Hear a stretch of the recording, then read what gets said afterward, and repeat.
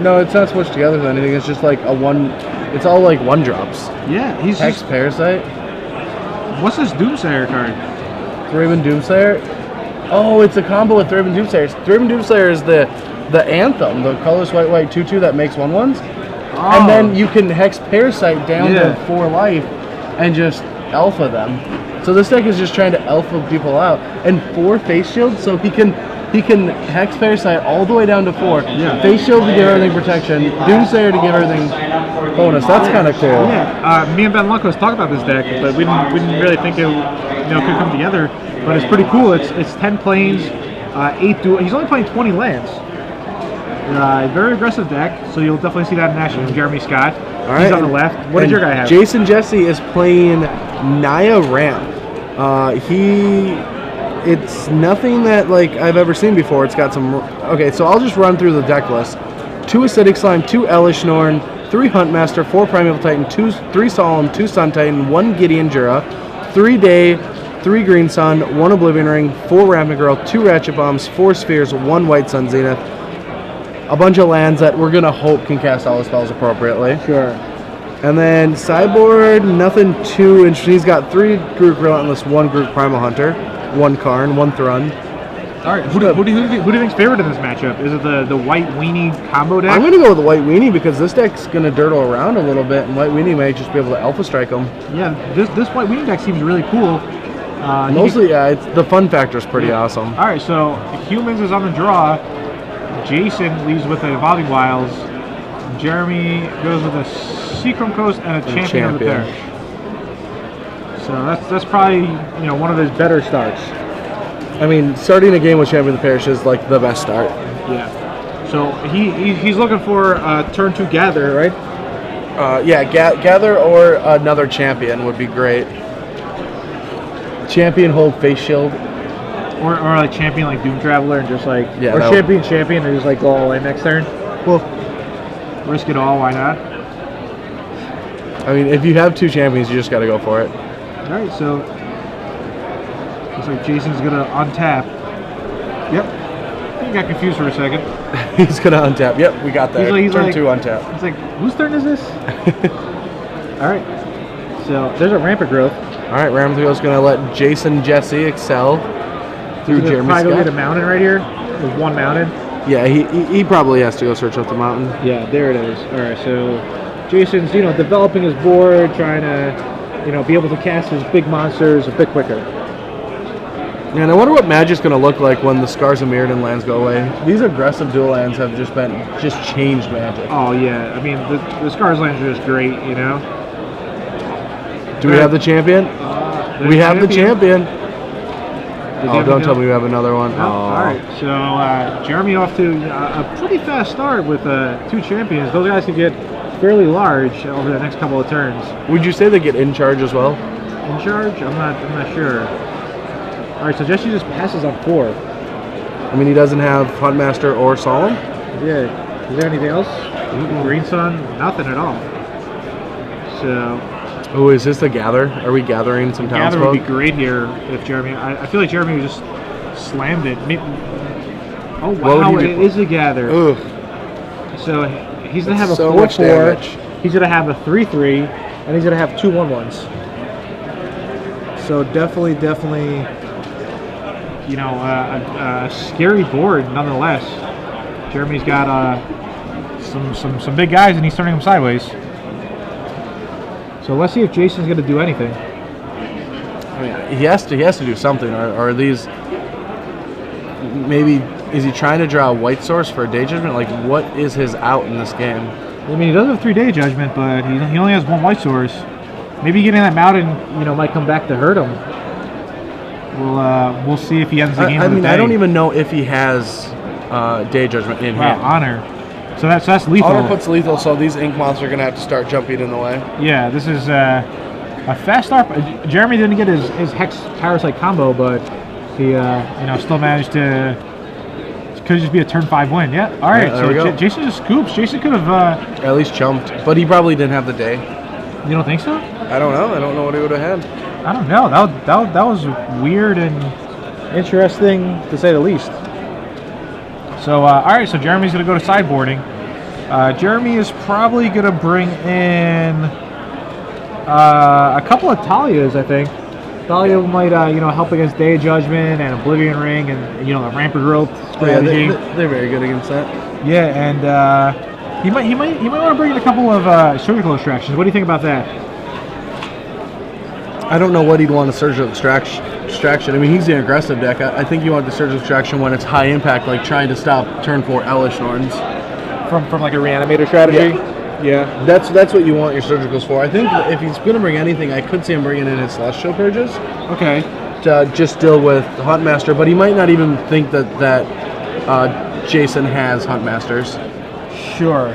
So yeah, maybe he only brings in like the Thalias. Yeah. And over here, Jason's probably going to bring in his Batter Skulls, his Ratchet Bomb, his Oblivion Ring. I don't think he'll bring in any Planeswalkers, but I think those are the choices. I think Batter Skull's very good against human-based strategies as well as Ratchet Bomb.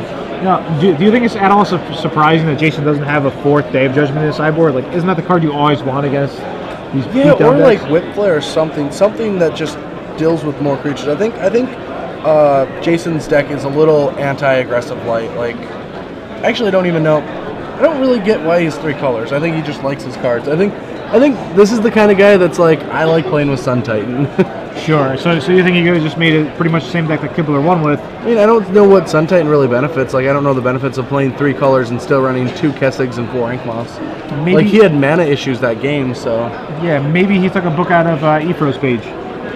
Ephro's mana base was a lot better than this just because he wasn't trying to cast anything but Elish Norn, which made things relevant because you usually found enough white sources by the time you cast Elish Norn, but you wouldn't find enough to cast the rest of the spells. I didn't know you opened a Lice Finale too. Yeah, Lice Finale. I think I'm going to play Lice Finale next weekend at the Grand Prix. In what? In one of my sideboard of Esper. If I play Esper or Blue-Black, it's pretty good. Even though it costs 6 mana, it's pretty good against the ramp decks because you get to take away all their Titans.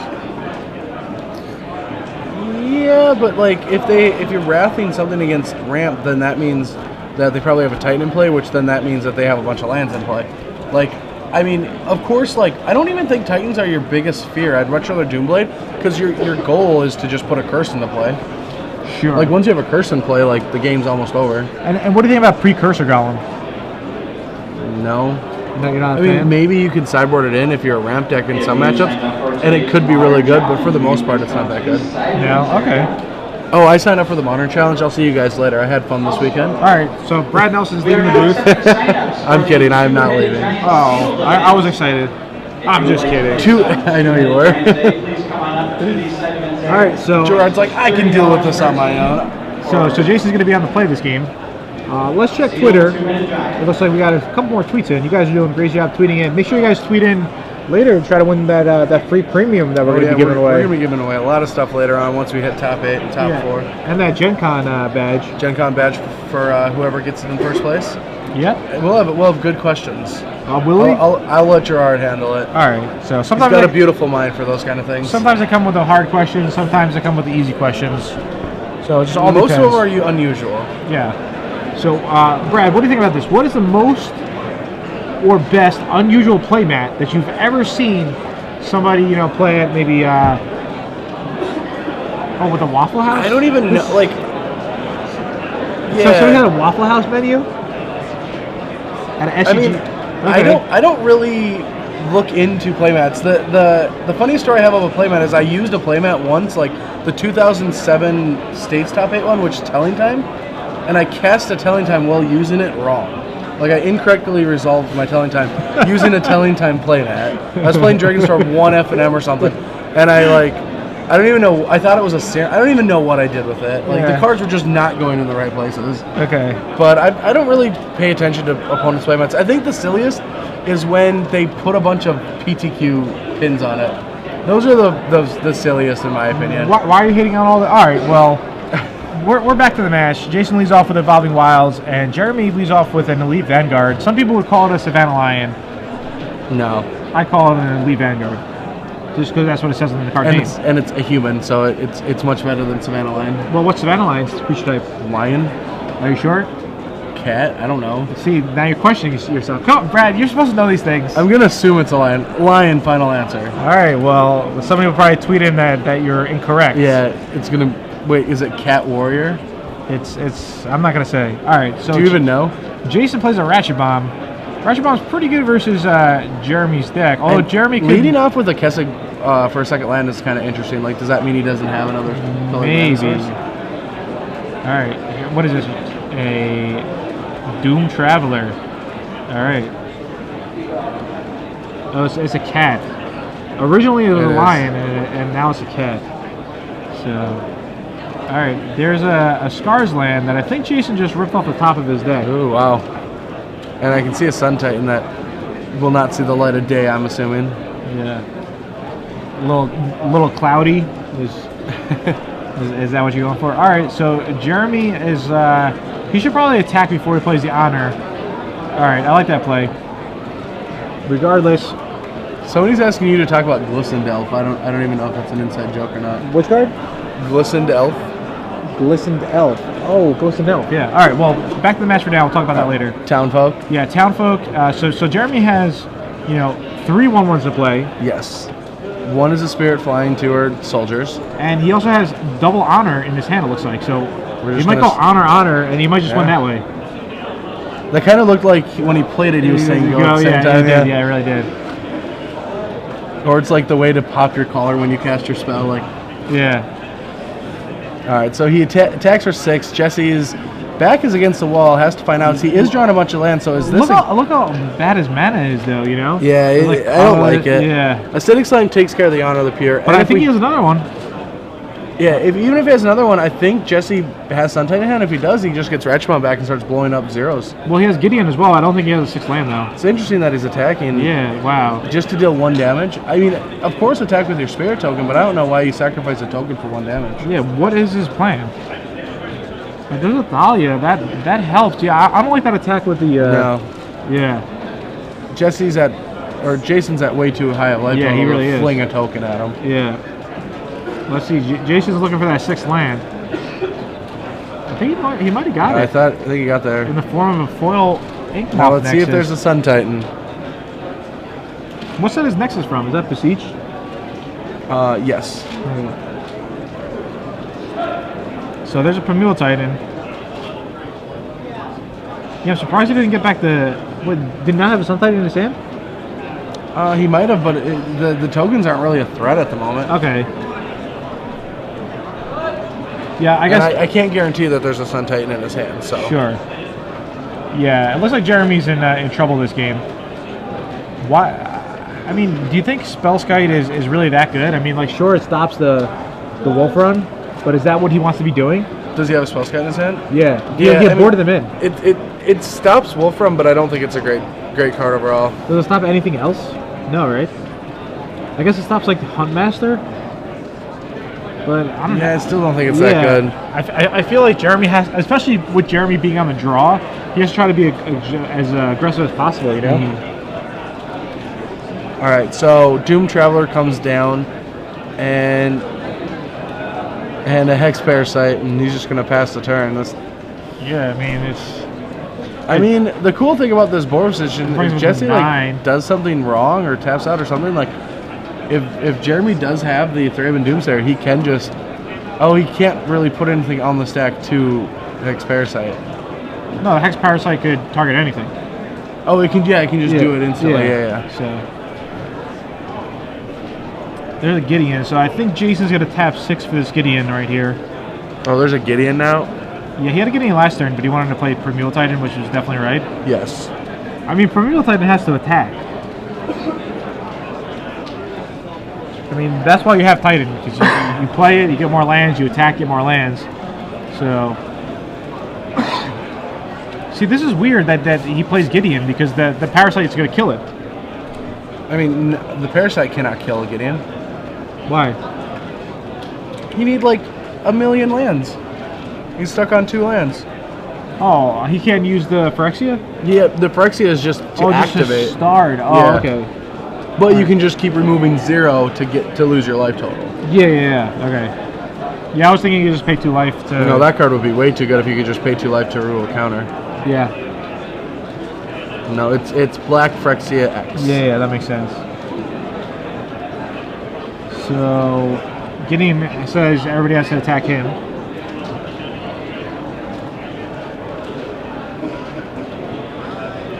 All right, just making sure everything's legit. Yep. Making sure he's paying that 1 extra mana for the Thalia. Oh yeah, that's what it is. Yeah. So. All right, so I think we might be seeing a game 3. Yeah, I definitely think we're going to game 3. All right, so Doom Traveler is going to chump block. Just to turn into a spare token. Yeah. Prevents 1 damage as well if that's of any relevance. All right, so he finally has his 3rd land. Does he have enough? Oh no, everything attacks Gideon. Yeah. So it's looking, yeah, I don't really know what Jeremy could do here. He could, he's doing some math in his head.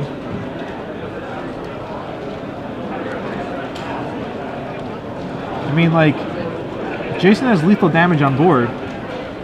So Jeremy's gonna have to come up with some sort of plan. Yeah, he's gonna have to figure out something. Yeah. I mean, I don't think there is a plan. Looking through a 75, I don't see a situation unless he had an Oblivion Ring to get out of this. Like, running all his guys into a Gideon just does not seem great.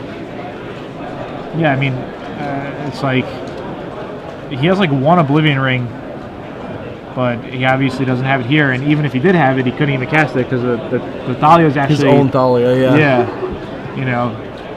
So he has an Honor of the Pure that he could pay for 3 mana. You could play a Spellskite. Maybe that would help a little. I mean, it just helps soak up some trample damage. Yeah, I think that's what he had. Like he might just have to play. I don't know. Yeah, I guess. Yeah, there's not much for Jeremy to get out of this. Yeah, I mean that's just game because all his guys have to swing a Gideon, and then Jason will just attack back for the win. Yeah. Yeah. So Jason should just put the acidic slime on a token. Yeah, in front of the token, and then the Gideon will tick down.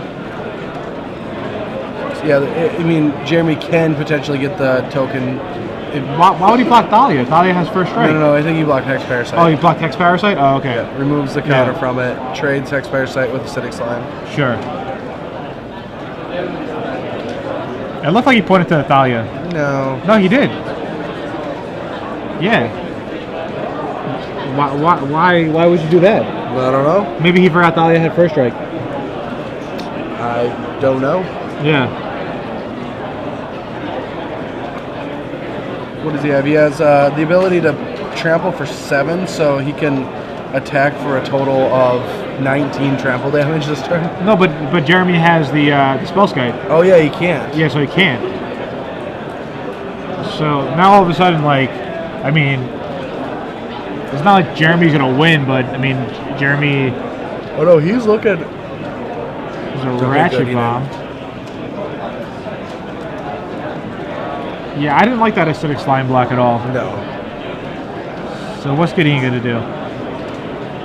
Force everything to attack again. Yeah, Gideon ticks up. He's got multiple Primeval Titans in hand. Why not play one of the Titans, right? I think he will, won't he? Yeah, I was swinging with my Titan. Yeah, of course you attack with Titan. Yeah. Don't try to keep the Gideon alive. Use the Gideon as a sacrifice to kill your opponent. Exactly, yeah. So I'm pretty sure he wants to swing with his Titan, but it looks like he's casting something else this turn. So he's going to play a Primeval Titan first. It was a foil Primeval Titan. This makes you want to go buy more Untold packs. Just try to open a foil Primeval Titan or some type of foil Titan. Yeah. Why not? All right, so he goes just 2 more lands. I'm really surprised that Titan didn't attack yet. I mean, the Primeval Titan attacking puts Jeremy like definitely in lethal next turn. Yeah. All right, he's gonna attack now. All right, good. Trigger after shuffling and cutting. Yeah. Sometimes people just like save time and.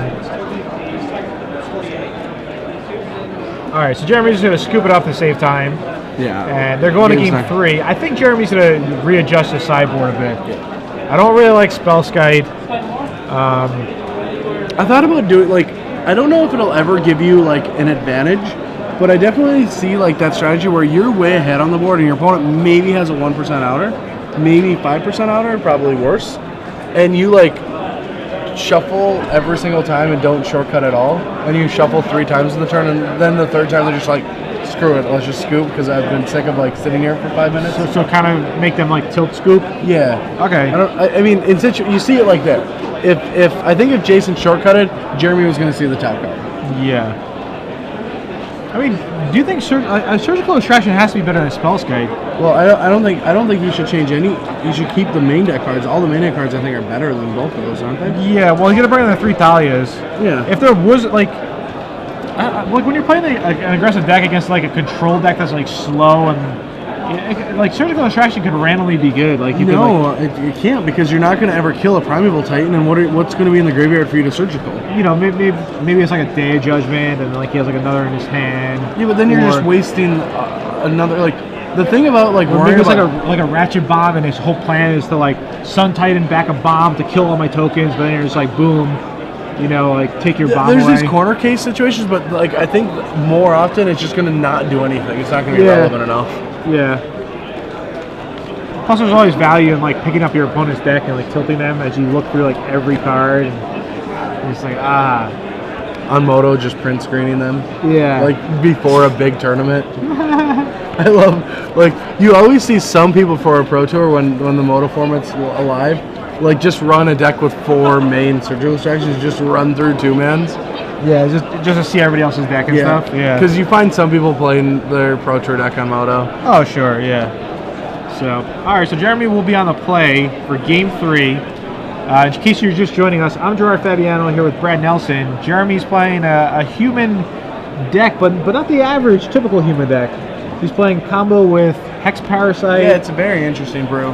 Definitely more aggressive. He's also playing, Vapor Snag and Ponder, so yeah, he has slightly more blue than the average player.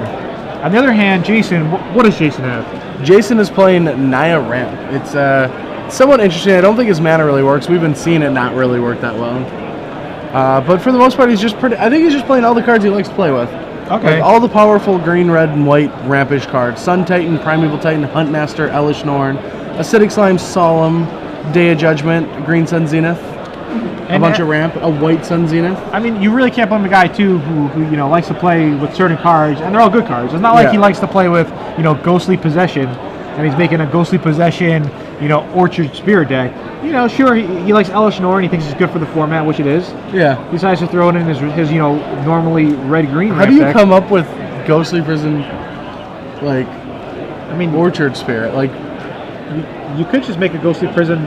I will have the line that neither of those cards are played by anyone in this room. Exactly, because nobody likes them. Yeah. If Jason liked them, maybe he would be playing them, but for his own sake, he likes the better cards. You don't like Orchard Spirit? I honestly don't. I think people undervalue it. I think it's better than people give it credit for. I don't think it's a great card, but I definitely think you can sacrifice your 3 slot to get that in certain situations. Do you ever attack your Orchard Spirit into their spider to bluff? Because with Orchard Spirit, only creatures with flying or reach. But lots of times people miss that reach part, and that 2/4 spider has reach. I don't think anyone would ever get bluffed on that. Really? I've never seen All right. it. No. The next time I play against you, it's coming in. But I don't make those small technical error mistakes. Oh, really? All right, Brad Like does that it. little one, not knowing that my card can block an Orchard Spirit. And when I was telling the story, all right, but back to the match at hand. We have a Glacier Fortress, turn 1, All right. by Jeremy Scott. No turn 1 play, kind of unfortunate. And he's at a second turn Ponder, so we're not really too sure what he's looking for. Yeah, not a very aggressive start for Jeremy. He kept the planes on top. Maybe he's short lands. Yeah, against a ramp deck, I like mulliganing if you're starting with a Glacial Fortress. Really? Into a Ponder, that's kind of a weak start. Maybe his hand is just really good. All right, so Jason's going to ramp with Sphere of the Suns. Okay. And move on to Jeremy. Let's see what explosive start Jeremy has for turn 3. He has to have something good because he kept a hand that didn't do anything on turn 1 and pondered on turn 2. Yeah, otherwise he's just going to lose because Jason's going to play a Solemn next turn. Yeah. And then you know how that goes, Solemn into Big Fatty. Don't be a Doom Traveler, go. This is not... How is this not a mulligan? Yeah. And he kept the one-laner too. It was a tap ponder. I mean, How could you keep a one-laner and not do something better than this once you draw land? well, I think Jeremy knows his deck probably better than we do. So maybe he has a certain plan that we're not really expecting. That's true. This is Solemn. An old school Solemn. Is it old school Solemn? Yeah. Yeah. Okay. There's a mountain. Alright, so the mountain gets searched up. Yep. The beautiful unhinged lands. Those lands are worth money. I don't know. I like the Zendikar lands. Ever since those, I don't really use anything else. Okay. Jeremy untaps draws. Let's see if he can do anything. Solemn. It's weird that a turn 3 Solemn is just holding Jeremy's board back. Yeah, there's an Honor. Honor doesn't even do anything. No. I mean, maybe You attack with Doom Traveler at least, right? Yeah. You just send it. Yeah. I mean, it's still not very It good. clears the path for your lead Vanguard at least. But I mean, he's getting another card, and next turn there's a high chance that he's gonna have a Titan. Yeah. So he actually swings with both, which is kind of surprising. I think he's gonna trade with the Elite Vanguard here. That seems like the best play. Yeah.